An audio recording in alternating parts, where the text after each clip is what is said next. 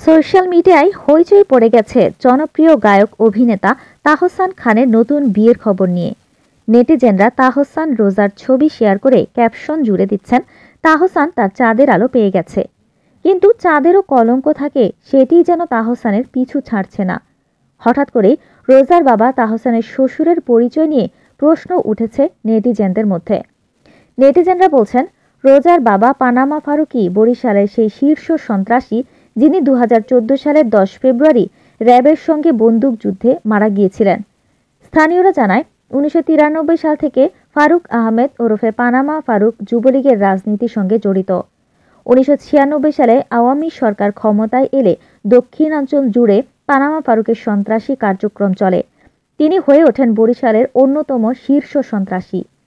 2001 সালের পর দীর্ঘ 5 বছর পানামা ফারুক আত্মগোপনে ছিলেন।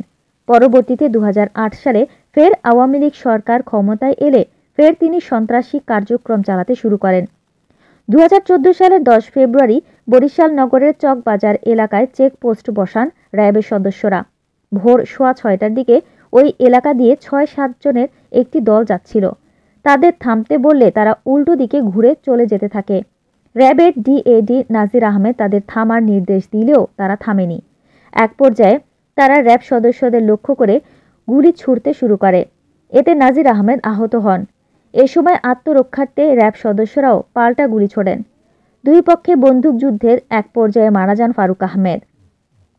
তাহসানের বিয়ের খবরে 10 বছর পর আবারও আলোচনায় এলেন সেই পানামা ফারুক। শোনা যাচ্ছে তার মেয়ে রোজাকেই বিয়ে করেছেন তাহসান।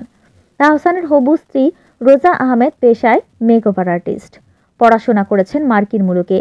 নিউ ইয়র্ক ইউনিভার্সিটি থেকে কসমেটোলজির ওপর পড়াশোনা করে সেখানেই তিনি প্রতিষ্ঠা করেছেন নিজের প্রতিষ্ঠান। শহরটির কুইন্সে আছে রোজাস ব্রাইডাল মেকওভার। 10 বছরের বেশি সময় ধরে তিনি এই পেশায় যুক্ত। বাংলাদেশে ও যুক্তরাষ্ট্রে ব্রাইডাল মেকআপ আর্টিস্ট হিসেবে কাজ করছেন রোজা। তাহসানের বিয়ের খবরে নেটিজেনরা সামাজিক যোগাযোগ মাধ্যমে এই দম্পতির ছবি শেয়ার করে লিখেছেন, তাহসান তার চাঁদের আলো খুঁজে পেয়েছে। কিন্তু চাঁদেরও কলঙ্ক থাকে, হয়তো সেটি এখন সামনে উঠে আসছে।